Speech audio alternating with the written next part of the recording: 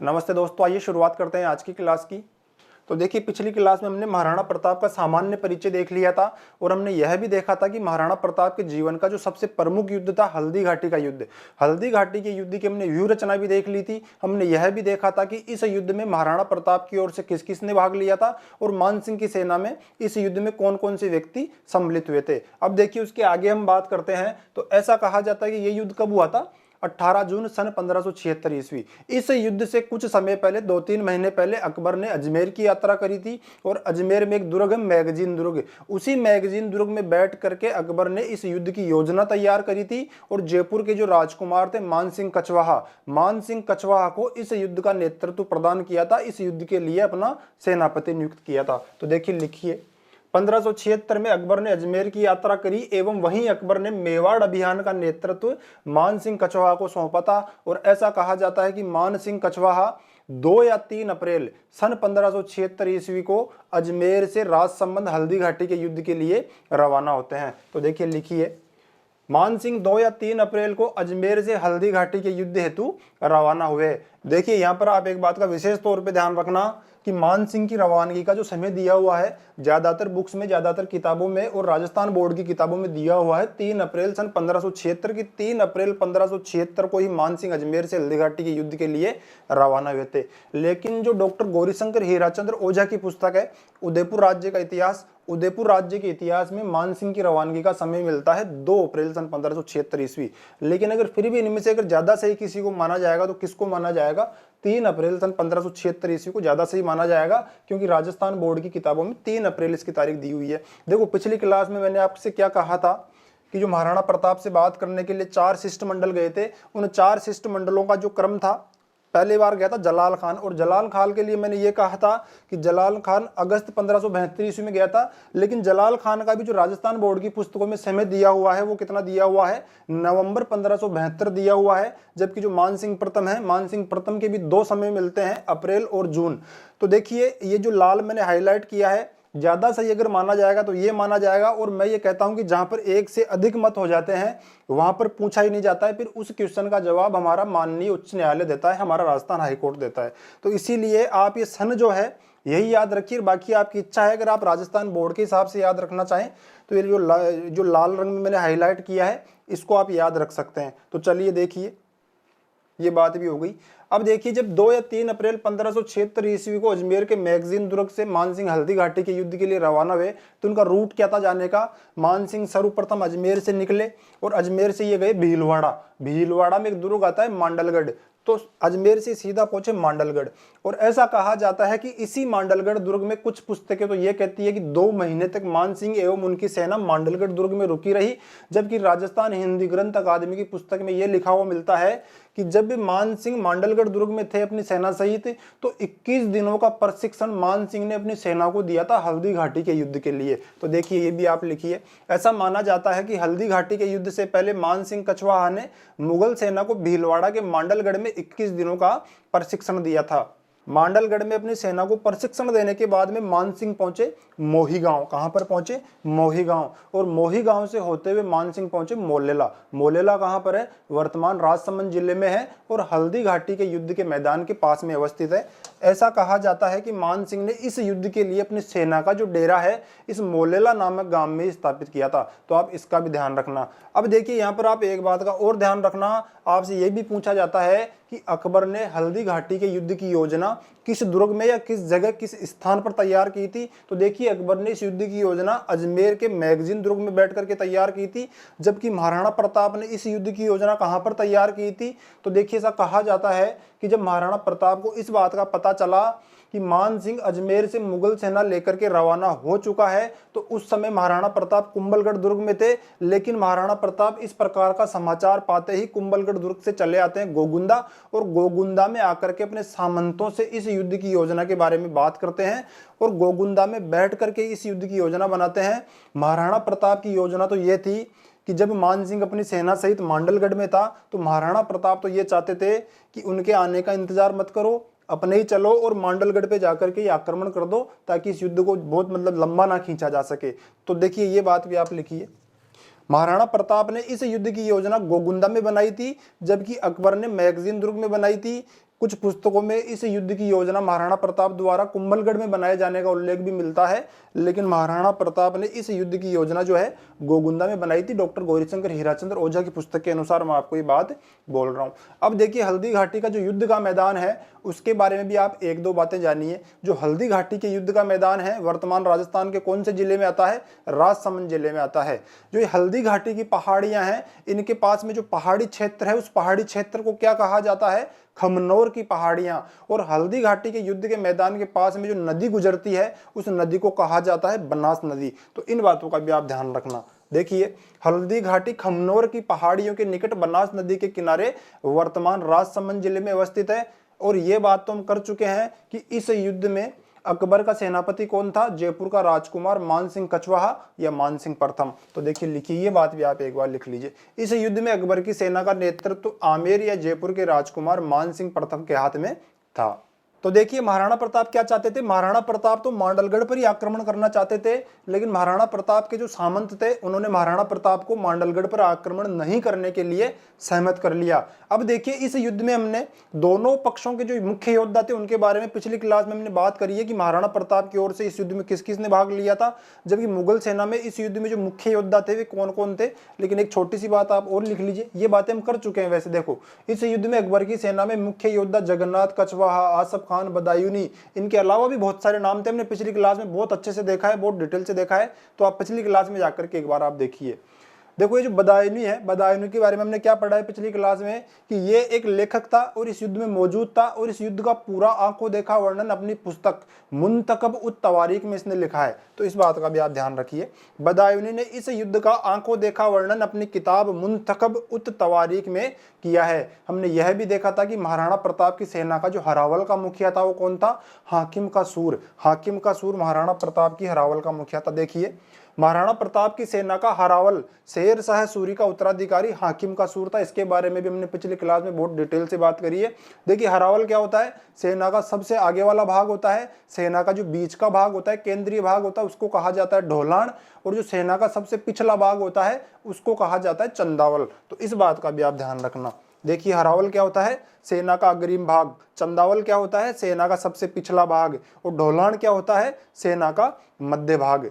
और पिछली क्लास में हमने यह भी देख लिया था कि महाराणा प्रताप इस युद्ध में कहां पर थे? ढोलान में ही थे, सेना के बिल्कुल केंद्र में थे। तो इस बात का भी आप ध्यान रखना। देखिए इस युद्ध में महाराणा प्रताप ने ढोलान, जो कि सेना के मध्य भाग को कहा जाता है, ढोलान को अपना केंद्र बनाया था। और मुगल सेना के ढोलान में कौन था?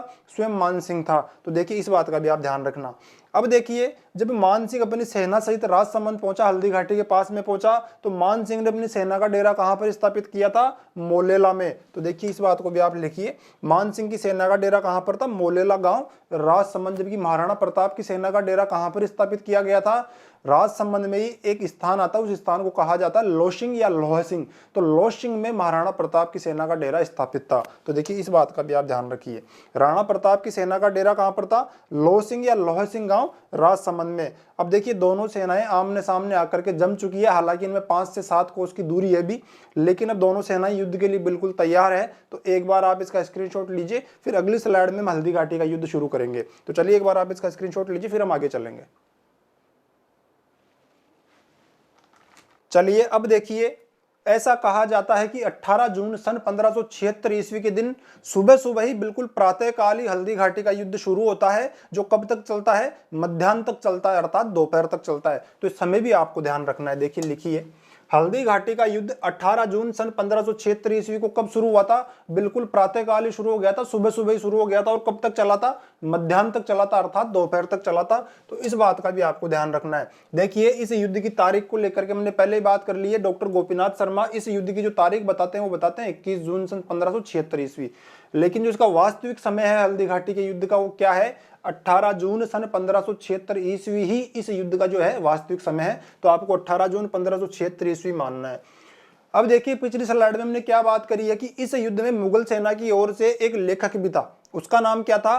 अब्दुल कादर बदायूनी, या आप उसको केवल बदायूनी भी कह सकते हैं। बदायूनी इस युद्ध में मुगल सेना की ओर से लड़ भी रहा था और जैसे उसको समय मिल रहा था तो उस युद्ध का आंखों देखा वर्णन अपनी किताब में लिख रहा था, जिस किताब का नाम क्या था, मुंतखब उत तवारीख। मुंतखब उत तवारीख में बदायूनी क्या कहता है कि महाराणा प्रताप ने जब सुबह हमारे ऊपर हमला किया तो महाराणा प्रताप का जो पहला आक्रमण था इतना तेज था, इतना भयंकर था कि हमारी मुगल सेना भेड़ों के झुंड की तरह हल्दी घाटी के मैदान को छोड़ करके भाग गई और 5-6 कोस तक भागती रही, बनास नदी को भी हम पार कर गए। तो देखिए इस बात का आप ध्यान रखना। देखिए इस युद्ध का आंखों देखा हाल मुगल सेना की ओर से लड़ रहे बदायूनी ने अपनी पुस्तक मुंतखब उत तवारीख में लिखा है। बदायूनी के अनुसार महाराणा प्रताप का पहला हमला इतना तेज था कि मुगल सेना घाटी को छोड़ करके, जो हल्दी घाटी की जो पहाड़ियां थी छोटी मोटी, उन पहाड़ियों को छोड़ करके भाग गए और भागने के बाद में बनास नदी को भी ये पार कर गए और बनास नदी को पार करके भी ये भागते ही रहे। तो देखिए लिखिए, बनास नदी को पार करके लगभग 5-6 कोस तक भागती रही। ये बात खुद बदायूनी कहता है, जो कि इस युद्ध में मुगल सेना की ओर से लड़ रहा था और यही शब्द इस्तेमाल करता है कि हमारी सेना भेड़ों के झुंड की तरह भागी थी। अगर उस समय सैयद लोग टिके नहीं रहते तो बदनामी के साथ हमारी हार निश्चित थी। ये बात खुद बदायूनी कहता है, जो कि इस युद्ध में खुद मौजूद था और मुगल सेना की ओर से लड़ रहा था। तो महाराणा प्रताप का जो पहला हमला था वो इतना जबरदस्त था। देखिए महाराणा प्रताप को यहाँ पर लाभ क्या था कि जो पहला आक्रमण हुआ था महाराणा प्रताप का, ये पहाड़ियों में हुआ था पहला आक्रमण। महाराणा प्रताप की जो सेना थी पहाड़ी युद्ध लड़ने में निपुण थी, जबकि जो मान सिंह के जो मुगल सैनिक थे उनको पहाड़ी युद्ध का कोई भी अनुभव नहीं था। लेकिन महाराणा प्रताप ने क्या गलती करी कि जो पहाड़ी युद्ध हुआ था उस पहाड़ी युद्ध में महाराणा प्रताप की जो सेना है मुगल सेना के ऊपर भारी पड़ी थी।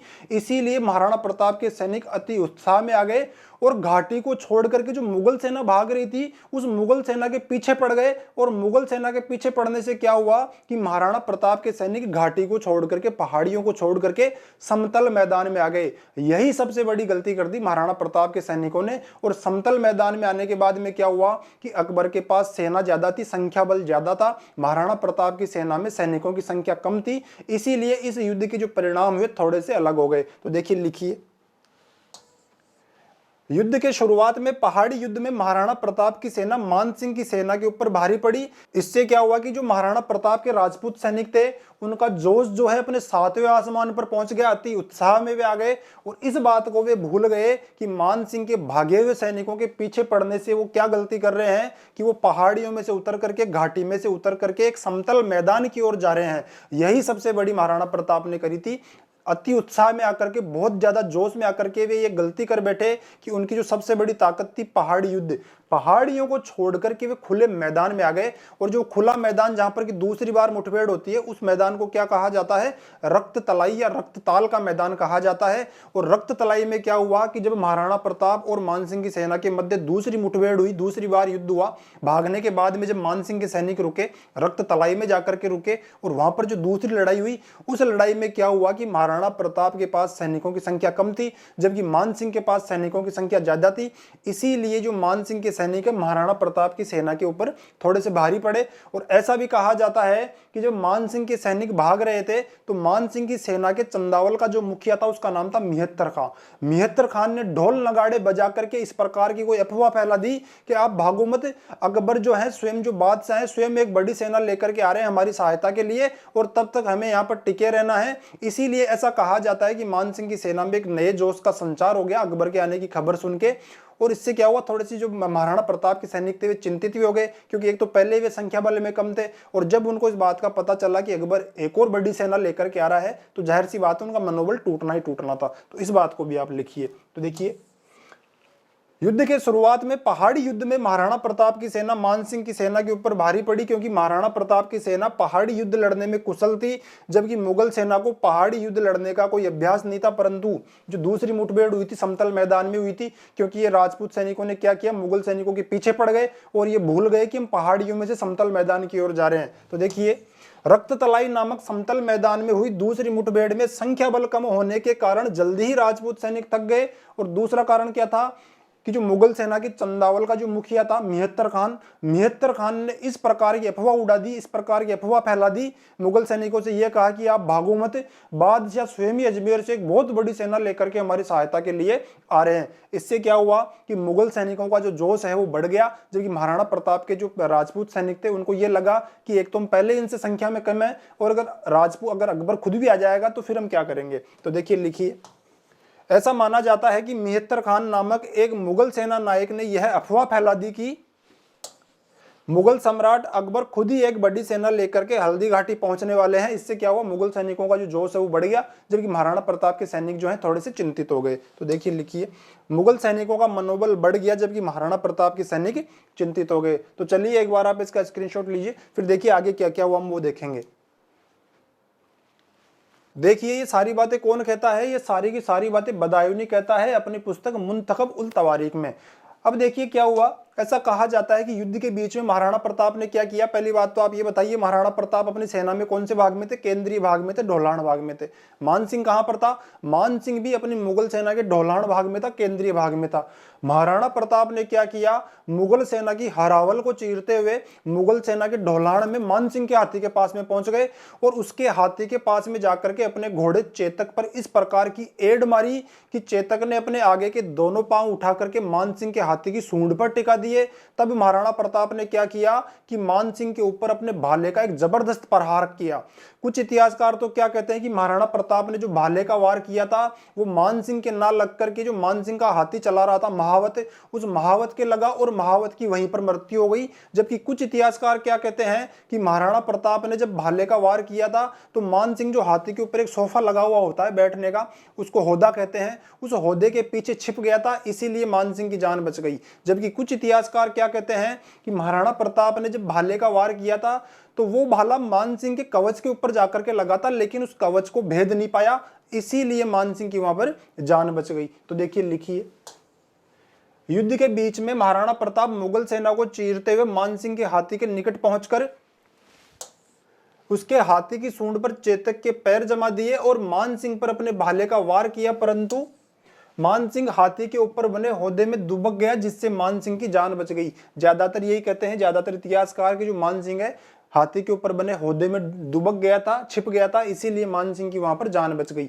अब देखिए, जब चेतक ने मान सिंह के हाथी के ऊपर जब अपने अगले पांव टिका रखे थे तो जो युद्ध में जो हाथी काम में लिए जाते थे, जो मान सिंह का हाथी था, उस मान सिंह के हाथी की सूंड में एक दो धारी तलवार बंधी हुई थी, जिससे वो अपनी सूंड को हिला हिला के आसपास के सैनिकों का संहार करता रहता था।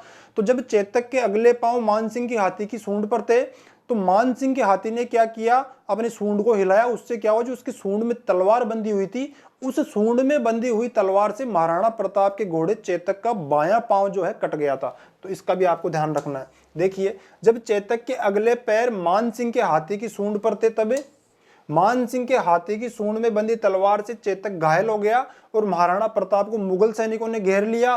तब ऐसा कहा जाता है कि महाराणा प्रताप ने क्या किया, एक मुगल सैनिक था, उसका नाम था बहलोल खान। बहलोल खान के सर पर एक इतना जोरदार, इतना भयंकर वार किया कि बहलोल खान अपने घोड़े सहित दो भागों में कट करके अलग हो गया। तो इस बात का भी आपको ध्यान रखना है। महाराणा प्रताप ने बहलोल खान नामक एक मुगल सैनिक के सर पर अपनी तलवार से इतना भयंकर वार किया था कि बहलोल खान इस प्रकार से अपने दो टुकड़े होकर, जो उसका घोड़ा था, जिस घोड़े पर वो बैठा हुआ था, घोड़े सहित ही वो दो टुकड़ों में बट गया था। तो इस बात का भी आपको ध्यान रखना है। तो लिखिए, बहलोल खां के बीचों बीच से दो टुकड़े होकर उसका घोड़ा भी दो भागों में कट गया। महाराणा प्रताप ने यहाँ पर सबसे बड़ी गलती यही करी कि मान सिंह को मारने के लिए महाराणा प्रताप ने अपनी सुरक्षा को दांव पर लगा दिया और मुगलों की जो सेना का ढोलाण भाग था, जहां पर कि मान सिंह रहा करता था, ढोलाण भाग में प्रवेश कर गए। उससे क्या हुआ कि चारों ओर से मुगल सैनिकों से घिर गए। जब महाराणा प्रताप ने मान सिंह को मारने के लिए मुगलों की ढोलाण में प्रवेश किया था, अर्थात मुगलों की सेना के केंद्रीय भाग में प्रवेश किया था, तो इनके साथ सादड़ी के जागीरदार झाला बीदा भी थे। झाला बीदा कोई झाला मान, झाला मन्ना या झाला मान सिंह के नाम से भी जाना जाता है। तो झाला बीदा ने क्या देखा कि अब तो महाराणा प्रताप के जो प्राण है काफी संकट में है, इसीलिए झाला बीदा ने महाराणा प्रताप से आग्रह किया कि आपका जीवित रहना अति आवश्यक है, मेवाड़ को आपकी जरूरत है, इसीलिए आप अपने राजकीय चिन्ह और अपना मुकुट मुझे दीजिए और मेरा मुकुट आप पहनिए और युद्ध भूमि से निकल जाइए। तो ऐसा कहा जाता है कि झाला बीदा ने आग्रह करके महाराणा प्रताप को सुरक्षित मुगलों की ढोलाण से बाहर निकाल दिया और स्वयं महाराणा प्रताप का मुकुट और राज के चिन्ह धारण करते हुए उस युद्ध में वीर गति को प्राप्त हुए। तो देखिए सादड़ी के जागीरदार झाला बीदा। महाराणा प्रताप के प्राण संकट में देखकर सादड़ी के जागीरदार झाला मन्ना या झाला मान सिंह या झाला बीदा या झाला मान ने राणा प्रताप का छत्र एवं चिन्ह धारण कर महाराणा प्रताप को युद्ध भूमि से दूर भेज दिया। वे स्वयं महाराणा प्रताप की जगह युद्ध करते हुए वीर गति को प्राप्त हुए। बिल्कुल ऐसी की ऐसी बात ही हमने महाराणा सांगा के समय में भी देखी है कि महाराणा सांगा जब तीर लगने से मूर्छित होते हैं तो उनके स्थान पर कौन युद्ध करता है? बिल्कुल यही सादड़ी थी और इसी सादड़ी के झाला अज्जा थे। इसी सादड़ी के झाला अज्जा ने महाराणा सांगा के राजकीय चिन्ह उनका मुकुट धारण करके उनके स्थान पे उनके हाथी पर बैठ करके युद्ध किया था और उस युद्ध में उन्होंने वीर गति पाई थी। महाराणा प्रताप के समय केवल फर्क इतना सा है, नाम का फर्क है, बाकी जागीर वही है। महाराणा सांगा के समय भी सादड़ी के जागीरदार ही थे झाला अज्जा और महाराणा प्रताप के समय में भी कौन है? सादड़ी के जागीरदार ये झाला मन्ना, झाला मान सिंह या झाला बीदा। बेसिकली इनको झाला बीदा के नाम से ज्यादा जाना जाता है, तो झाला बीदा का आप अच्छे से ध्यान रखना। तो देखिए लिखिए, ठीक ऐसे ही खानवा के युद्ध में राणा सांगा के घायल होकर मूर्छित हो जाने पर हलवद काठियावाड़ से आए हुए झाला राज सिंह के पुत्र सादड़ी के जागीरदार झाला अज्जा ने राणा सांगा के राज के चिन्ह धारण कर उनके हाथी पर बैठकर युद्ध किया था एवं वीर गति पाई थी। देखिए उस समय हमने क्या पढ़ा था कि जो सादड़ी के जागीरदार थे झाला अज्जा, जब झाला अज्जा महाराणा सांगा के हाथी पर बैठकर के युद्ध इन्होंने किया था और वीर गति को प्राप्त हुए थे, तब मेवाड़ के राजवंश ने इस प्रकार की घोषणा करी थी, मेवाड़ के राजाओं ने इस प्रकार की घोषणा करी थी कि अनंत काल तक जो सादड़ी के जागीरदार हैं वे मेवाड़ के सभी राज के चिन्ह एवं पोशाकें धारण कर सकते हैं और उन्हें कई प्रकार के विशेषाधिकार उपलब्ध करवाए थे। लेकिन कर्नल जेम्स टोड क्या कहते हैं कि जो विशेषाधिकार जो सादड़ी के जागीरदारों को मिले हुए हैं वे झाला अज्जा के समय नहीं मिले थे, बल्कि किसके समय मिले थे? झाला बीदा के समय। झाला बीदा के समय वे विशेषाधिकार इनको प्राप्त हुए थे। जबकि सही क्या है? इतिहासकार क्या कहते हैं डॉक्टर गौरीशंकर हीराचंद्र ओझा कि उस प्रकार के विशेषाधिकार राजकीय चिन्ह धारण करने का, राजकीय पोशाक धारण करने का महाराणा सांगा के समय ही मिल गए थे। तो इस बात का भी आप ध्यान रखना, झाला अज्जा के समय से ही वैसे विशेषाधिकार सादड़ी के जागीरदारों को मिलते हुए आ रहे हैं। तो इस बात का भी आप ध्यान रखना। तो चलिए एक बार आप इसका स्क्रीनशॉट लीजिए, फिर हम आगे चलेंगे। तो चलिए अब देखिए, सादड़ी के जागीरदार झाला बीदा के कहने से महाराणा प्रताप युद्ध भूमि से बाहर निकल चुके हैं। लेकिन ऐसा कहा जाता है कि महाराणा प्रताप जब युद्ध भूमि से बाहर निकल रहे थे तो कुछ मुगल सैनिक महाराणा प्रताप के पीछे पड़ गए और हमने क्या देखा है कि जो महाराणा प्रताप का प्रिय घोड़ा है चेतक, चेतक का एक पांव पहले ही कट चुका है। इसीलिए अब चेतक महाराणा प्रताप को बहुत तेज गति से या बहुत दूर तक नहीं लेकर के जा सकता। रास्ते में ऐसा कहा जाता है कि एक नाला आया, महाराणा प्रताप के पीछे मुगल सैनिक पड़े हुए हैं। चेतक ने क्या किया? उस नाले को कूद करके उस नाले को पार कर लिया और उसी स्थान पर चेतक की मृत्यु हो जाती है। उस स्थान को कहा जाता है बलीचा और बलीचा नामक स्थान पर ही चेतक की क्या बनी हुई है? समाधि बनी हुई है। तो इस बात का भी आप ध्यान रखना। देखिए महाराणा प्रताप जब युद्ध भूमि से लौट रहे थे तब कुछ मुगल सैनिकों ने उनका पीछा किया। तब चेतक ने एक नाले को फांद कर महाराणा प्रताप के प्राण बचाए, किंतु चेतक मारा गया। कौन से स्थान पर मारा गया था चेतक? बलीचा नामक स्थान पर। और बलीचा नामक स्थान पर ही चेतक की समाधि भी बनी हुई है। देखिए चेतक की समाधि बलीचा नामक स्थान पर बनी हुई है। और ये जो बलीचा नामक स्थान है राजस्थान के वर्तमान कौन से जिले में है? राजस्थान के वर्तमान राजसमंद जिले में बलीचा नामक स्थान आता है। देखो महाराणा प्रताप के युद्ध भूमि से बाहर निकलने को लेकर मेवाड़ में ग्रंथ आता है, उस ग्रंथ को कहा जाता है संगत सिंह रासो। संगत सिंह रासो की रचना किसने की थी? गिरधर आसिया ने। संगत सिंह रासो में गिरधर आसिया ये कहते हैं कि महाराणा प्रताप के एक भाई थे, उनका नाम था शक्ति सिंह। शक्ति सिंह अपने पिता महाराणा उदय सिंह से नाराज रहते थे, इसीलिए मेवाड़ को छोड़कर के ही अकबर की सेवा में चले गए थे। और इस युद्ध में शक्ति सिंह मुगल सेना की ओर से लड़ रहे थे मेवाड़ के विरुद्ध। लेकिन जब महाराणा प्रताप युद्ध भूमि को छोड़ करके जाते हैं तब क्या होता है? कुछ मुगल सैनिक महाराणा प्रताप की हत्या करने के लिए उनके पीछे चले जाते हैं। ऐसा देख करके शक्ति सिंह का अपने भाई महाराणा प्रताप के प्रति प्रेम जाग उठता है और शक्ति सिंह क्या करता है, उन मुगल सैनिकों को महाराणा प्रताप का जो पीछा कर रहे थे उन मुगल सैनिकों को महाराणा प्रताप के पास पहुंचने से पहले ही मार डालता है और महाराणा प्रताप का जो घोड़ा होता है चेतक मारा जाता है। इसीलिए महाराणा प्रताप को युद्ध भूमि से सुरक्षित बाहर निकलने के लिए अपना घोड़ा, जिसका नाम था केटक देकर के विदा करता है। तो देखिए लिखिए, गिरधर आसिया द्वारा रचित संगत सिंह रासो के अनुसार जब महाराणा प्रताप युद्ध भूमि से बाहर जा रहे थे तो कुछ मुगल सैनिकों ने महाराणा प्रताप का पीछा किया। यह देखकर मुगल सेना की ओर से लड़ने वाले महाराणा प्रताप के भाई शक्ति सिंह का महाराणा प्रताप के प्रति प्रेम जाग गया और शक्ति सिंह ने उन मुगल सैनिकों को महाराणा प्रताप के पास पहुंचने से पहले ही मार डाला। और क्या किया था शक्ति सिंह ने, तो देखिए महाराणा प्रताप के घोड़े चेतक के मरने के बाद में जब महाराणा प्रताप के पास कोई घोड़ा नहीं था तो शक्ति सिंह ने अपना घोड़ा केटक महाराणा प्रताप को दे दिया था, जिससे कि महाराणा प्रताप आसानी से युद्ध भूमि से बाहर जा पाए। तो देखिए लिखिए, अपना घोड़ा केटक महाराणा प्रताप को दे दिया जिससे वे आसानी से युद्ध भूमि से बाहर निकल सके। यहाँ पर आपके सामने एक और क्वेश्चन बनता है, आपसे पूछा जा सकता है कि गिरधर आसिया द्वारा रचित संगत सिंह रासो में हमें किस प्रकार की जानकारी मिलती है। तो देखिए ये सारी जानकारी हमें गिरधर आसिया के जो ग्रंथ है संगत सिंह रासो उसी से मिलती है कि महाराणा प्रताप जब युद्ध भूमि से बाहर निकल रहे थे तो उनके पीछे कुछ मुगल पड़ गए थे, फिर शक्ति सिंह ने अपना केटक घोड़ा उनको दिया। अर्थात इस ग्रंथ में महाराणा प्रताप और उनके भाई शक्ति सिंह का जो मिलन हुआ था उस मिलन की जानकारी हमें प्राप्त होती है। तो देखिए लिखिए, संगत सिंह रासो में महाराणा प्रताप एवं शक्ति सिंह के आत्मीय मिलन का वर्णन किया गया है। देखिए यहाँ पर आप इस बात का भी ध्यान रखना कि जो महाराणा प्रताप का भाई शक्ति सिंह है इसके बारे में हमने महाराणा उदय सिंह के शासनकाल में पढ़ा था। हमने पढ़ा था कि जब अकबर और शक्ति सिंह की मुलाकात धौलपुर में होती है तो अकबर शक्ति सिंह से यह कहता है कि मैंने भारतवर्ष के बड़े बड़े राजाओं को अपने अधीन कर लिया है लेकिन मेवाड़ का महाराणा अभी तक मेरे अधीन नहीं आया है। अकबर की इस प्रकार की बातचीत सुनकर के शक्ति सिंह उसी समय चित्तौड़ आ जाता है और महाराणा उदय सिंह को अकबर के आक्रमण की पूर्व सूचना देता है। बड़े बड़े इतिहासकार ये कहते हैं कि शक्ति सिंह की मृत्यु तो उसी समय उसी युद्ध में हो गई थी जब अकबर ने चित्तौड़ पर आक्रमण किया था सन 1567 ईस्वी में। संगत सिंह रासो को आधुनिक इतिहासकार केवल और केवल एक कहानी मात्र मानते हैं, क्योंकि वे क्या कहते हैं कि हल्दी घाटी का युद्ध जो सन 1576 में हुआ है, जबकि अकबर ने जब सन 1567-68 ईस्वी में चित्तौड़ पर आक्रमण किया था उसी आक्रमण में शक्ति सिंह की वास्तव में मृत्यु हो गई थी। अब देखिए यहाँ पे एक बात का आप और ध्यान रखिए, शक्ति सिंह के घोड़े का नाम इस ग्रंथ में क्या बताया गया है, केटक। महाराणा प्रताप के घोड़े का नाम क्या था, चेतक, जबकि एक और घोड़ा था उसका नाम था एटक।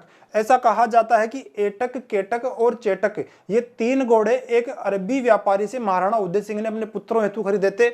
इनमें से क्या होता है कि जो चेटक घोड़ा होता है वो तो महाराणा उदय सिंह महाराणा प्रताप को दे देते हैं और जो केटक घोड़ा होता है वो महाराणा उदय सिंह शक्ति सिंह को दे देते हैं। और जो एटक नाम का घोड़ा होता है उस एटक नाम के घोड़े के साथ क्या होता है कि जब भी हम कोई नई गाड़ी लाते हैं तो उसको अच्छे से चला करके देखते हैं, अच्छे से उसको क्लच छोड़ करके उसको एकदम से उठाने की कोशिश करते हैं, ब्रेक मार करके उसको एकदम से रोकते हैं। तो उस एटक के साथ क्या है, कुछ ऐसा ही हुआ था। उसका जब ये परीक्षण कर रहे थे, टेस्ट ड्राइव ले रहे थे उसकी, तो उसी टेस्ट ड्राइव में ही एटक तो मारा जाता है और चेटक महाराणा प्रताप को मिल जाता है जबकि केटक शक्ति सिंह को मिल जाता है। तो देखिए लिखिए, एटक, केटक एवं चेटक ये तीन घोड़े महाराणा उदय सिंह ने एक अरबी व्यापारी से खरीदे थे, जिनमें से एटक की मृत्यु पहले ही हो गई थी। किस प्रकार से हुई थी, टेस्ट ड्राइव लेते समय। और महाराणा उदय सिंह ने चेतक या चेटक महाराणा प्रताप को दे दिया था जबकि केटक शक्ति सिंह को दे दिया था। देखो, गिरधर आसिया द्वारा रचित संगत सिंह रासो को आधुनिक इतिहासकार केवल और केवल एक कहानी मात्र मानते हैं, तो इस बात का आप ध्यान रखना। इस प्रकार की घटना इतिहासकारों के अनुसार नहीं हुई थी, लेकिन संगत सिंह रासो के अनुसार इस प्रकार की घटना हुई थी। चलिए एक बार आप इसका स्क्रीनशॉट लीजिए, फिर हम आगे चलेंगे। चलिए अब देखिए, जब महाराणा प्रताप युद्ध भूमि से बाहर निकले तो आपसे यह भी पूछा जाता है कि युद्ध भूमि से निकलने के बाद में महाराणा प्रताप सर्वप्रथम कौन से स्थान पर पहुंचे और क्यों। तो देखिए, युद्ध भूमि से बाहर निकलने के बाद में महाराणा प्रताप सर्वप्रथम कोल्यारी नामक स्थान पर गए थे। कोल्यारी नामक स्थान पर क्यों गए थे, तो देखिए इस हल्दी घाटी के युद्ध से पहले ही महाराणा प्रताप को इस बात का पता था कि युद्ध होगा तो बहुत से सैनिक घायल होंगे। इसीलिए घायल सैनिकों का उपचार करवाने के लिए महाराणा प्रताप ने कोल्यारी नामक स्थान पर, कोल्यारी गांव में अपना मेडिकल कैंप स्थापित किया था, अपने हॉस्पिटल हॉस्पिटल स्थापित किए थे ताकि घायल सैनिकों का वहां पर उपचार कराया जा सके। तो महाराणा प्रताप सर्वप्रथम युद्ध भूमि से निकल करके कोल्यारी गांव अपने मेडिकल कैंप पे पहुंचे थे। तो लिखिए, चेतक के घायल हो जाने के बाद महाराणा प्रताप अपने सामंतों के आग्रह पर युद्ध भूमि से बाहर चले गए और सर्वप्रथम कहां पर गए थे? कोल्यारी गांव। तो देखिए, हल्दी घाटी के युद्ध भूमि से निकलकर महाराणा प्रताप सर्वप्रथम कोल्यारी गांव पहुंचे और कोल्यारी गांव जाकर के महाराणा प्रताप ने वहां पर अपने घायल सैनिकों का उपचार करवाया। और जब सभी सैनिक स्वस्थ हो गए तो कुछ समय के बाद में महाराणा प्रताप कोल्यारी से कुंभलगढ़ दुर्ग में चले जाते हैं। तो देखिए, लिखिए, कोल्यारी गांव में महाराणा प्रताप ने अपने सैनिकों का इलाज करवाया। कुछ समय के बाद में कोल्यारी से राणा प्रताप कुंभलगढ़ दुर्ग में चले गए। तो इस कोल्यारी गांव का नाम आप विशेष तौर पे ध्यान रखना कि महाराणा प्रताप ने अपना मेडिकल कैंप कौन से गांव में स्थापित किया था? कोल्यारी गांव में स्थापित किया था। तो चलिए एक बार आप इसका स्क्रीनशॉट लीजिए, फिर हम आगे चलेंगे। तो चलिए देखिए, एक बार हम फिर से चलेंगे हल्दी घाटी के मैदान की ओर। और जब हल्दी घाटी के मैदान में हल्दी घाटी का युद्ध अपने चरम पर था, तब दोनों ही पक्ष की सेनाओं ने क्या किया? अपने अपने मदमस्त हाथियों को, अपने अपने योद्धा हाथियों को युद्ध के मैदान में उतार दिया, युद्ध के मैदान में खुला छोड़ दिया। उन हाथियों की सूंड में तलवारें बंधी हुई थी और उन हाथियों ने ना जाने कितने ही योद्धाओं का वहां पर संहार कर दिया। तो उन हाथियों का नाम आपको ध्यान होना चाहिए कि इस युद्ध में महाराणा प्रताप की ओर से कौन कौन से हाथी थे, जबकि मुगल सेना की ओर से कौन कौन से हाथी थे। तो देखिए, सबसे पहले हम बात करेंगे महाराणा प्रताप के हाथी या हाथियों का नाम। इस युद्ध में महाराणा प्रताप की ओर से 4 हाथी लड़े थे। एक हाथी का नाम है लूणा। क्या नाम है? लूणा। दूसरे हाथी का नाम है रामप्रसाद। तीसरे हाथी का नाम है खांडेराव। क्या नाम है? खांडेराव। और चौथे हाथी का नाम है चक्रवापी। ये 4 हाथी महाराणा प्रताप की ओर से लड़े थे। इनमें से जो महाराणा प्रताप का सबसे मुख्य हाथी था वो कौन सा? रामप्रसाद था। अब हम बात करेंगे, देखो, मानसिंह के हाथी का नाम क्या था? मानसिंह के हाथी का नाम था, जिस पर कि मानसिंह खुद बैठा हुआ था, उस हाथी का नाम था मर्दाना। जब हाथियों की बात चल रही है तो आपको अकबर के हाथी का नाम भी ध्यान होना चाहिए। तो अकबर के हाथी का नाम क्या था? हवाई। देखिए, नोट लगा करके हम लिखेंगे, अकबर के हाथी का नाम क्या था? हवाई। तो इस बात का भी आपको ध्यान रखना है। अब देखिए, जब ये हाथी युद्ध हुआ, जब महाराणा प्रताप ने अपने हाथी लूणा, रामप्रसाद, खांडेराव और चक्रवापी को युद्ध के मैदान में उतारा, तो उधर से मुगलों ने भी अपने हाथियों को लूणा और रामप्रसाद के सामने उतार दिया। तो देखिए, लूणा के साथ किस मुगल हाथी ने युद्ध किया था? लूणा के साथ मुगल हाथी जिसका नाम था गजमुक्ता। गजमुक्ता और लूणा का युद्ध होता है। और जो गजमुक्ता, जो कि मुगल हाथी था, उसको जो चलाने वाला महावत था वो कौन था? जमाल खान फौजदार। तो इसका भी आपको ध्यान रखना है। देखिए, हाथी युद्ध में मुगल हाथी गजमुक्ता, जिसको कौन चला रहा था? जमाल खान फौजदार ने महाराणा प्रताप के हाथी लूणा के साथ युद्ध किया था। कुछ समय के बाद में महाराणा प्रताप ने क्या किया कि हल्दी घाटी के युद्ध के मैदान में अपने सबसे शक्तिशाली हाथी रामप्रसाद को उतार दिया। ये रामप्रसाद हाथी इतना शक्तिशाली था कि किसी एक हाथी के वश में आने वाला ये नहीं था। इसीलिए मुगलों को रामप्रसाद के विरुद्ध अपने 2 हाथियों को उतारना पड़ा। रामप्रसाद को चलाने वाले महावत का नाम भी आपसे पूछा जा सकता है। तो रामप्रसाद को कौन चला रहा था? प्रताप सिंह नाम था इसके महावत का। रामप्रसाद के विरुद्ध मुगलों ने जो 2 हाथी उतारे, उनमें से एक का नाम था गजराज और एक का नाम था रणमदार। गजराज को कौन चला रहा था? गजराज को चला रहा था कमाल खान और रणमदार को चला रहा था पंजू खान। तो इनका भी आपको ध्यान रखना है। देखिए, मुगल हाथी गजराज, जिसको कौन चला रहा था? कमाल खान, एवं रणमदार को कौन चला रहा था? पंजू खान। हाथी ने राणा प्रताप के हाथी रामप्रसाद, जिसको कौन चला रहा था? प्रताप सिंह के साथ युद्ध किया। देखो, ये जो ब्रैकेट में मैंने लिखे हुए हैं काले अक्षरों में, ये उन महावतों के नाम हैं। जैसे रामप्रसाद का महावत कौन हो गया? प्रताप सिंह। रणमदार का कौन हो गया? पंजू खान। और गजराज का कौन हो गया? कमाल खान। गजराज और रणमदार, रामप्रसाद हाथी से इन्होंने युद्ध किया था। रामप्रसाद हाथी महाराणा प्रताप का सबसे मुख्य हाथी था। लेकिन मुगलों ने क्या किया कि कुछ समय के बाद में जो रामप्रसाद का महावत था प्रताप सिंह, इस प्रताप सिंह को मार दिया। और प्रताप सिंह के मरने के बाद में रामप्रसाद को मुगल सैनिकों ने क्या किया? बंदी बना लिया। तो देखिए, लिखिए, परंतु कुछ समय के बाद में कुछ मुगल सैनिकों ने राणा प्रताप के हाथियों के महावतों को मार दिया एवं उनके हाथियों को अपने वश में कर लिया।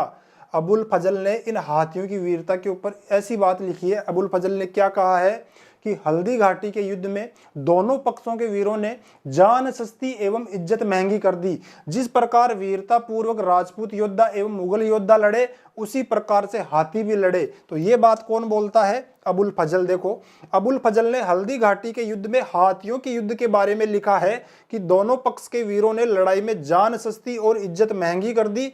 जैसे पुरुष वीरता से लड़े वैसे ही हाथी भी लड़े। ये जो स्टेटमेंट है हाथी युद्ध को लेकर के कहा है अबुल फजल ने, तो इस स्टेटमेंट का भी आपको विशेष तौर पे ध्यान रखना है।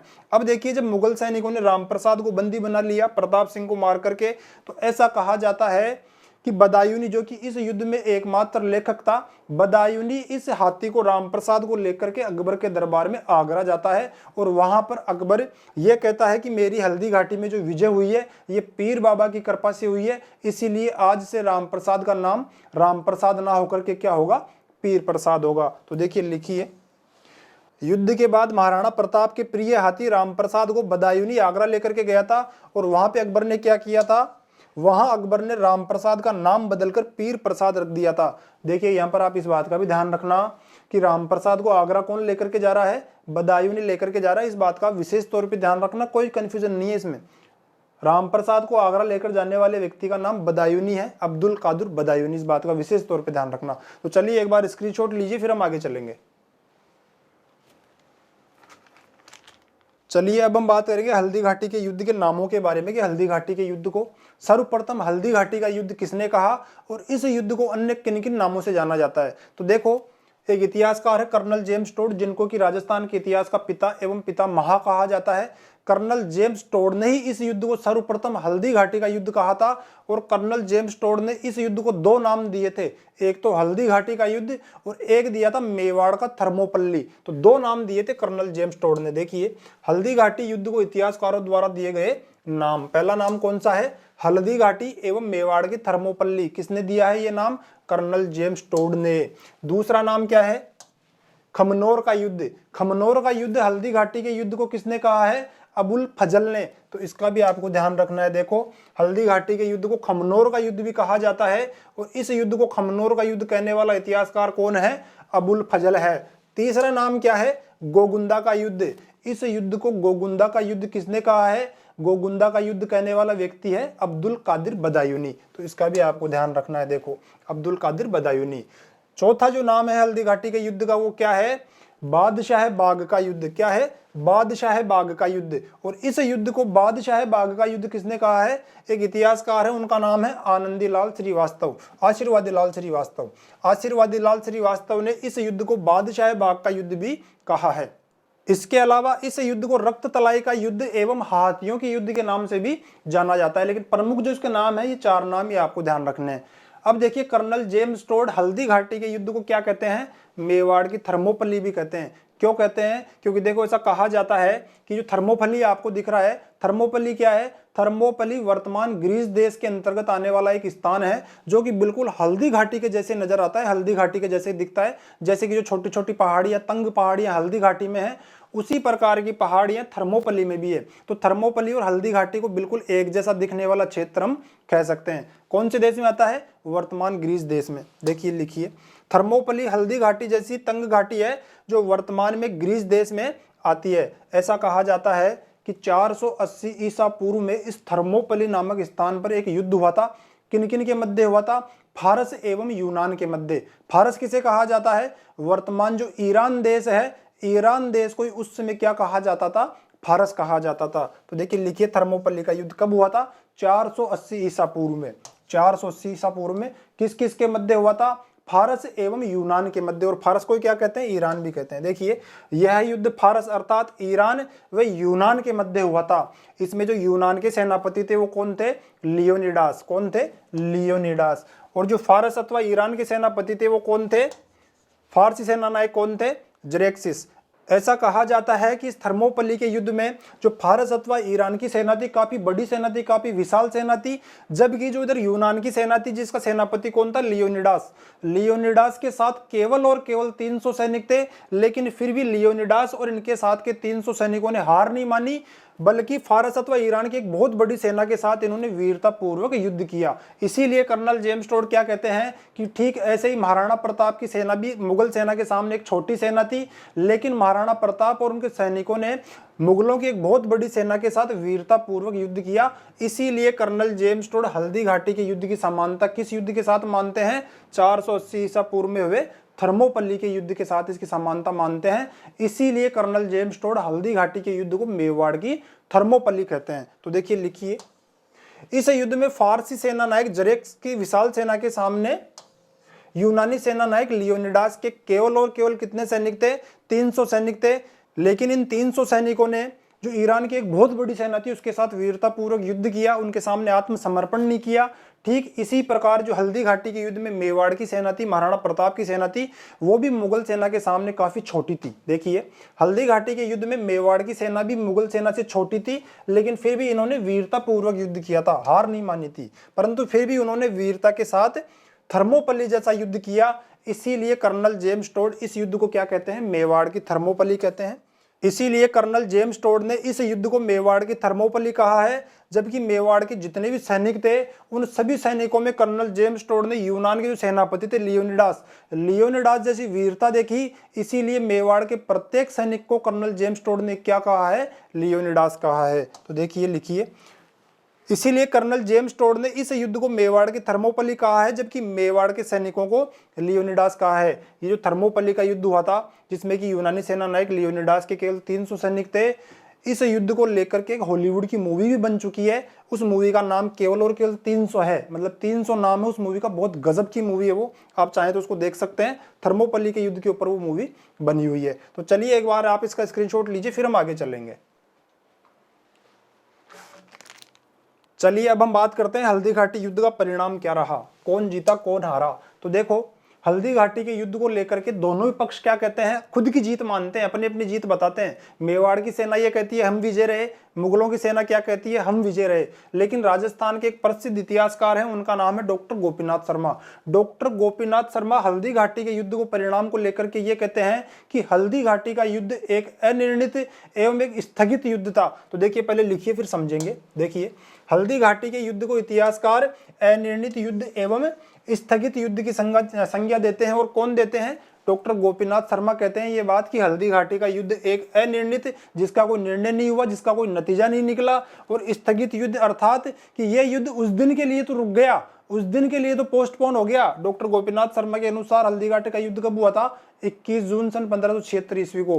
गोपीनाथ शर्मा ये कहते हैं कि यह युद्ध 21 जून 1576 ईस्वी को, जिस समय महाराणा प्रताप युद्ध भूमि से बाहर चले गए, उस दिन तो रुक गया, लेकिन आने वाले समय में फिर ये युद्ध चलता ही रहा। संघर्ष मुगलों और मेवाड़ के बीच में संघर्ष इतना बढ़ गया कि आए दिन ये एक दूसरे पर हमला करने लगे। अकबर ने भी कई बार महाराणा प्रताप के ऊपर अभियान भेजा और महाराणा प्रताप ने भी अकबर की नाक में बहुत बुरी तरह से दम किया।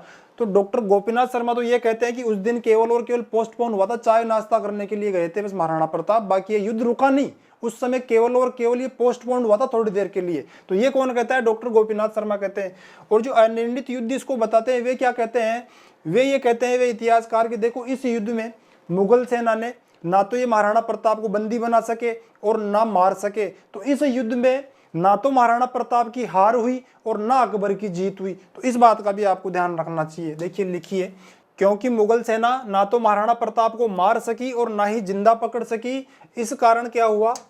इस कारण इस युद्ध में ना तो मुगलों की जीत हुई और ना ही महाराणा प्रताप की हार हुई। हल्दी घाटी के युद्ध को परिणाम को लेकर के इतिहासकार क्या कहते हैं कि जो बदायूनी है, बदायूनी ये लिखता है अपनी पुस्तक मुंतखब तवारीख में कि हल्दी घाटी के युद्ध के बाद में जब मान सिंह कछवाहा पहली बार अकबर के दरबार में पहुंचा तो अकबर मान सिंह कछवाहा पर इतना अधिक क्रोधित हुआ हल्दी घाटी के युद्ध को परिणाम को लेकर के कि अकबर ने मान सिंह के मुगल दरबार में प्रवेश पर रोक लगा दी थी कुछ समय के लिए। तो देखिए लिखिए, बदायूनी के अनुसार इस युद्ध के बाद अकबर मान सिंह कछवाहा पर इतना अधिक क्रोधित हुआ कि अकबर ने मान सिंह के मुगल दरबार में आने पर अर्थात प्रवेश करने पर रोक लगा दी थी। अकबर के इस कृत्य को लेकर के जो आधुनिक इतिहासकार हैं वे ये कहते हैं कि अकबर ने जब मान सिंह के मुगल दरबार में प्रवेश पर रोक लगाई, इसका सीधा सा अर्थ ये हुआ कि महाराणा प्रताप ने अकबर पर मान सिंह विजय प्राप्त कर ली थी। तो देखिए लिखिए, इससे यह सिद्ध होता है कि महाराणा प्रताप ने अकबर पर मानसिक विजय प्राप्त कर ली थी। आगे क्या कहता है बदायूनी? तो देखिए बदायूनी आगे लिखता है मुंतखबुल तवारीख में कि जैसे ही हल्दी घाटी का युद्ध समाप्त हुआ, हल्दी घाटी के युद्ध के समाप्त होने के बाद में हमारी सारी की सारी मुगल सेना मान सिंह कछवाहा के नेतृत्व में गोगुंदा की ओर प्रस्थान करती है। और जब मुगल सेना गोगुंदा की ओर जा रही थी हल्दी घाटी के मैदान से, उस समय प्रत्येक मुगल सैनिक डरा हुआ था, प्रत्येक मुगल सैनिक को यह लग रहा था कि महाराणा प्रताप किसी न किसी पहाड़ की ओट में घात लगा करके बैठा है और अवसर पाते ही महाराणा प्रताप हम पे हमला कर देगा, हमारी हत्या कर देगा। तो हमारी संपूर्ण मुगल सेना डरते डरते गोगुंदा पहुंची और गोगुंदा पहुंचते ही हमने सर्वप्रथम काम जो किया वो क्या किया कि हमारी सेना का जो डेरा था उसके चारों ओर गहरी गहरी खाइयां खुदवा दी और उन खाइयों से जो मिट्टी निकली उस मिट्टी से हमारी सेना के डेरे के चारों ओर ऊंची ऊंची दीवारों का निर्माण हमने कर दिया, ताकि महाराणा प्रताप के जो घुड़सवार हैं वो पहले तो उस खाई को पार नहीं कर सके और अगर खाई को पार कर भी ले तो उस दीवार को पार करके भी हम तक नहीं पहुंच सके। तो इस प्रकार की बात कौन कहता है? बदायूंनी कहता है। इसके अलावा देखो महाराणा प्रताप ने क्या किया कि जैसे ही मुगल सेना गोगुंदा पहुंची तो महाराणा प्रताप ने गोगुंदा आने जाने वाले मार्गों पर अपने भील सेनापति पूंजा भील के नेतृत्व में भील सेना की नियुक्ति कर दी। इससे क्या था, भीलों ने क्या किया था कि मुगल सेना का जो राशन है वो इस युद्ध में लूट लिया था, तो मुगल सेना के पास खाने के लिए एक दिन का राशन भी नहीं बचा था। अब मुगल सैनिकों के सामने जो सबसे बड़ी समस्या थी वो क्या थी? खाने पीने की, रसद की, राशन की इनके सामने सबसे बड़ी समस्या थी। जैसे ही कोई मुगल सैनिक राशन की व्यवस्था बैठाने के लिए बाहर जाता तो जो महाराणा प्रताप के भील सैनिक है, क्योंकि आने जाने वाले मार्गों पर बैठे थे, उन मुगल सैनिकों की हत्या कर देते, उन मुगल सैनिकों को पकड़ करके पीट देते, उन मुगल सैनिकों को पकड़ करके लूट लेते। तो बदायूंनी ये कहता है कि इस प्रकार की स्थिति हो गई थी हमारी कि हम गोगुंदा में एक बंदी की भांति जीवन बिता रहे थे और हमारे पास खाने के लिए केवल और केवल 3 चीजें थी। वो क्या थी? एक तो उस समय आम बहुतायत में पैदा हो रहे थे, क्योंकि जून का महीना था, तो उस समय जो आम थे वो पके नहीं थे, कच्चे आम हमें खाने पड़ रहे थे। दूसरा क्या था कि जो हमारे पास हमारे घोड़े और ऊंट थे उन्हीं को मार मार के हमको खाना पड़ रहा था। एक प्रकार से हम एक बंदी की भांति जीवन वहां पर बिता रहे थे। तो देखिए लिखिए, हल्दी घाटी के युद्ध के बाद महाराणा प्रताप ने अपने भील सेनापति पूंजा भील को मेवाड़ में आने जाने वाले पहाड़ी मार्गों पर चौकसी हेतु नियुक्त कर दिया। इससे क्या हुआ? मुगलों के पास किसी भी प्रकार की खाने पीने की वस्तुएं नहीं पहुंच रही थी। ऐसे में मुगल सैनिकों के लिए बाहर से रसद नहीं पहुंच पा रही थी। विवश होकर मुगल सैनिकों को कच्चे आम, अपने पालतू घोड़े एवं ऊंटों को मारकर खाना पड़ रहा था और मुगल सैनिक मेवाड़ में बंदी की भांति जीवन बिता रहे थे। तो देखो इसका क्या अर्थ होगा भाई? जीतने वाले की स्थिति ऐसी होती है क्या? अगर मुगल सैनिक जीत जाते, वास्तव में अगर महाराणा प्रताप उस समय अगर युद्ध भूमि से बाहर निकल गए थे तो जाहिर सी बात है उनको अपने भील सेनापति पूंजा भील को नियुक्त करने की कोई आवश्यकता नहीं थी। महाराणा प्रताप जैसे ही युद्ध भूमि से बाहर निकले उन्होंने तुरंत ही पूंजा भील को गोगुंदा के आने जाने वाले मार्गों पर नियुक्त कर दिया। तो इसका अर्थ क्या हुआ कि महाराणा प्रताप की ओर से हल्दी घाटी का युद्ध उसी समय समाप्त नहीं हुआ था। इसीलिए डॉक्टर गोपीनाथ शर्मा ने हल्दी घाटी के युद्ध को एक स्थगित युद्ध की संज्ञा दी है कि महाराणा प्रताप एक सांकेतिक रूप से हल्दी घाटी के युद्ध से बाहर गए थे। उन्होंने अपनी ओर से इस युद्ध का अंत कभी भी नहीं माना। मुगलों ने इस युद्ध का अंत मान लिया होगा, बल्कि महाराणा प्रताप ने इस युद्ध का अंत नहीं माना होगा। उन्होंने उसी रात मतलब मुगलों को इतना परेशान किया, मुगलों में लूट खसोट मचा दी, मुगलों का सारा जो राशन की सामग्री थी वो लूट ली। मुगल इतने डरे हुए थे जिसकी कोई हद नहीं है। तो देखो मुगलों की स्थिति इस प्रकार की थी कि उनको कच्चे आम, जिनको कैरी बोलते हैं, कैरी खानी पड़ रही थी। पालतू जो घोड़े उनके पास थे उनको मार मार के उनको खाना पड़ रहा था। ऊंटों को भी मार मार करके खा रहे थे। तो महाराणा प्रताप की ओर से हल्दी घाटी के युद्ध का अंत 18 जून को ही नहीं हुआ था। हल्दी घाटी का युद्ध का अंत होगा सन 1585 में जाकर के, जब अकबर अपना अंतिम अभियान मेवाड़ पर भेजेगा। तो देखिए इतना लंबा युद्ध ये चल रहा था। तो एक बार आप इसका स्क्रीनशॉट लीजिए, फिर हम आगे चलेंगे। चलिए अब देखिए हल्दी घाटी के युद्ध के परिणाम को लेकर के जो अगली बात है वो क्या है। हमने आज ही की क्लास में क्या पढ़ा है शुरुआत में कि बदायूंनी इस युद्ध की शुरुआत के बारे में क्या कहता है कि महाराणा प्रताप का पहला आक्रमण इतना तीव्र था कि हमारी हरावल युद्ध का मैदान छोड़ करके भाग गई और बनास नदी को पार करके 5-6 कोस तक भागती रही। तो देखिए लिखिए, हल्दी घाटी युद्ध की शुरुआत के बारे में बदायूंनी स्वयं ही लिखता है कि महाराणा प्रताप का पहला आक्रमण इतना तीव्र था कि हमारी हरावल युद्ध का मैदान छोड़कर भाग गई एवं बनास नदी को पार करके 5-6 कोस तक भागती रही। तो बदायूंनी खुद स्वीकार करता है कि महाराणा प्रताप का जो पलड़ा है वो काफी भारी था। अगली बात हमने देखो ये कर ली। साथ ही बदायूंनी ये भी लिखता है कि युद्ध की समाप्ति के बाद जब हमारी शाही सेना गोगुंदा की ओर जा रही थी तो प्रत्येक सैनिक को यह डर लग रहा था कि महाराणा प्रताप पहाड़ों के पीछे घात लगाकर बैठा है और किसी भी समय हम पर आक्रमण कर देगा। इसीलिए गोगुंदा में पहुंच करके क्या करते हैं, खाइयों का निर्माण करते हैं। बदायूनी लिखता है कि जब हमारी शाही सेना गोगुंदा पहुंची तो हमने राणा प्रताप से बचने के लिए हमारे डेरे के चारों ओर बड़ी बड़ी खाइयां खुदवा दी एवं उन खाइयों से जो मिट्टी निकली उससे अपने चारों ओर ऊंची ऊंची दीवारें बनवा दी ताकि राणा के घुड़सवार उस दीवार को लांघ कर हम तक ना पहुंच पाए। देखिए इस युद्ध का जो मुख्य परिणाम रहा वो क्या रहा। अकबर उस समय भारतवर्ष का बहुत शक्तिशाली शासक था।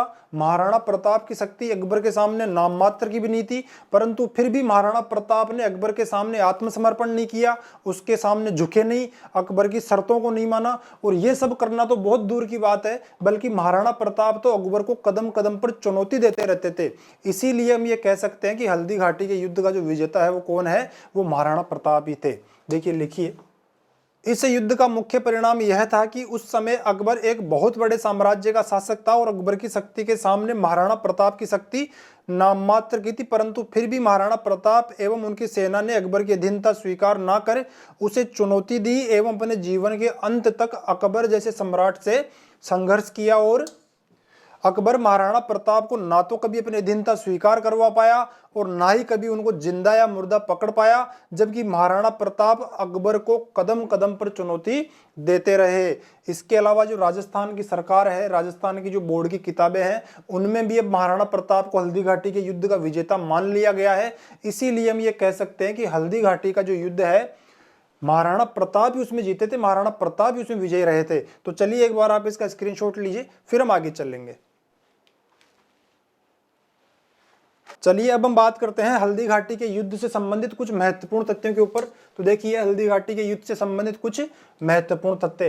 पहला तथ्य जो आपको ध्यान रखना है वो क्या ध्यान रखना है, अगर आपसे ये पूछ लिया जाए कि हल्दी घाटी के युद्ध में महाराणा प्रताप की ओर से लड़ते हुए किस शासक ने अपने पूरे परिवार सहित वीरगति पाई थी या वीरगति को प्राप्त हुए थे, तो उनका नाम क्या बताओगे आप, ग्वालियर के शासक राम सिंह तंवर। ऐसा कहा जाता है कि ग्वालियर के शासक राम सिंह तंवर इस युद्ध में अपने 3 पुत्रों सहित वीरगति को प्राप्त हुए थे। तो इसका आपको ध्यान रखना है। देखिए हल्दी घाटी के युद्ध में ग्वालियर के राजा राम सिंह तंवर अपने पुत्रों शालीवाहन भवानी सिंह एवं प्रताप सिंह के साथ महाराणा प्रताप की ओर से लड़े थे।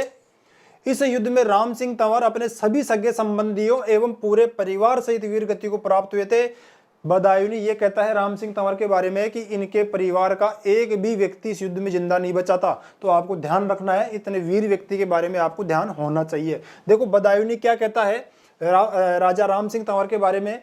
बदायूनी ये कहता है कि राम सिंह तंवर के जो दादाजी थे उनका नाम था मान, तो इनके दादाजी का नाम भी बताता है बदायूनी। और ये कहता है कि ग्वालियर के राजा मान के पोते राम सिंह तंवर ने इस युद्ध में इस प्रकार की वीरता दिखलाई कि उसका वर्णन करना मेरी लेखनी अर्थात मेरी पेन की शक्ति के बाहर है, मेरी लेखनी की शक्ति के बाहर है। तो देखो इस बात का भी आपको ध्यान रखना है।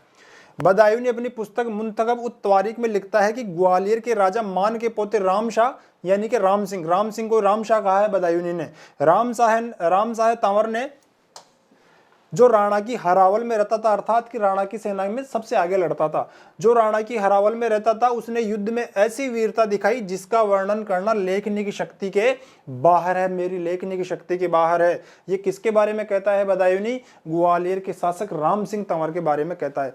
एक छोटी सी बात का आप और ध्यान रखना कि जब हल्दी घाटी का युद्ध हुआ था 18 जून सन 1576 ईस्वी में, तो उसके बाद में जो मान सिंह कछवाहा 4 महीने तक गोगुंदा में रहा था। तो ये समय का भी आपको ध्यान रखना है। देखो मान सिंह आसफ खान के साथ 4 महीने तक गोगुंदा में रहा था। एक बात का आपको और ध्यान रखना है कि जब ये युद्ध शुरू होने वाला था, हल्दी घाटी का युद्ध जब शुरू नहीं हुआ था, तो उसके एक दिन पहले मान सिंह जो है शिकार करने के लिए पहाड़ों में जाता है और महाराणा प्रताप के जो गुप्तचर होते हैं उनको इस बात का पता चल जाता है कि मान सिंह जो है शिकार करने के लिए पहाड़ों में गया है। तभी मेवाड़ के कुछ सामंत महाराणा प्रताप से मान सिंह की हत्या करने की अनुमति मांगते हैं। महाराणा प्रताप कुछ बोलते उससे पहले सादड़ी के जागीरदार बीदा यह कहते हैं कि इस प्रकार कायरों की भांति किसी की भी हत्या करना किसी क्षत्रिय को शोभा नहीं देता। तब महाराणा प्रताप भी यही कहते हैं कि झाला बीदा एकदम ठीक करे हैं, हमें छुप करके मान सिंह की हत्या नहीं करनी चाहिए। तो देखिए लिखिए, युद्ध शुरू होने के एक दिन पहले मान सिंह अपने कुछ सैनिकों के साथ शिकार खेलने पहाड़ी क्षेत्र में गए थे। तब महाराणा प्रताप के कुछ सामंतों ने महाराणा प्रताप को इस अवसर का लाभ उठाकर मान सिंह की हत्या करने की अनुमति मांगी, परंतु जो सादड़ी के जागीरदार थे झाला बीदा ने महाराणा प्रताप के कुछ कहने से पहले ही यह कहते हुए इनकार कर दिया कि इस तरह छल और धोखे से शत्रु को मारना क्षत्रियों का काम नहीं है। अगला फैक्ट जो आपको ध्यान रखना है वो क्या ध्यान रखना है, बदायूं ने अपने बारे में अपनी पुस्तक मुंतखबुल तवारीख में क्या लिखता है कि मुझे अकबर ने इस युद्ध में इसलिए भेजा था ताकि मैं वहां पे जाकर के धार्मिक भावों को पूरा कर सकूं। तो देखिए लिखिए, बदायूं लिखता है कि अकबर ने मुझे इस युद्ध में धार्मिक भावों को पूरा करने के लिए भेजा था। बदायूं ने अपने बारे में एक बात और लिखता है कि इस युद्ध के समय इतनी गर्मी थी कि खोपड़ी के खून के साथ साथ अंदर का मगज भी उबल रहा था। अपनी सेना के राजपूतों में और शत्रु सेना के राजपूतों में भेद करना आसान नहीं था। तब मैंने आसफ खान से यह पूछा कि मैं अपनी सेना के राजपूतों को और शत्रु सेना के राजपूतों को किस प्रकार से पहचानूं। तब आसफ खान ने मुझसे यह कहा कि तुम तो आंख बंद करके तीर चलाते रहो, चाहे जिस पक्ष का भी राजपूत मारा जाए, इससे इस्लाम का तो हर परिस्थिति में लाभ ही लाभ होगा। तब मैंने आंखें बंद करा करके तीर चलाने शुरू किए और इस प्रकार से मुझे काफिर हिंदुओं को मारने का अवसर प्राप्त हुआ। तो देखो ये बात भी कौन कहता है, बदायूं कहता है। तो आप इस बात को भी एक बार अच्छे से पढ़ लेना। तो चलिए दोस्तों देखिए, ये था हल्दी घाटी का युद्ध। आज की क्लास में हम केवल इतना ही पढ़ेंगे और अब हमारी जो आने वाली क्लास होगी उसमें हम इस युद्ध के उपरांत का जो घटनाक्रम रहा उसके बारे में अध्ययन करेंगे। हम देखेंगे कि इस युद्ध के बाद में अकबर ने महाराणा प्रताप को पकड़ने के लिए, बंदी बनाने के लिए अथवा इनकी हत्या करने के लिए कई अभियान मेवाड़ पर महाराणा प्रताप के विरुद्ध भेजे थे। उन सभी अभियानों के बारे में हम हमारी अगली क्लास में अध्ययन करेंगे। तो चलिए दोस्तों, तब तक के लिए आपका बहुत बहुत धन्यवाद। नमस्ते दोस्तों।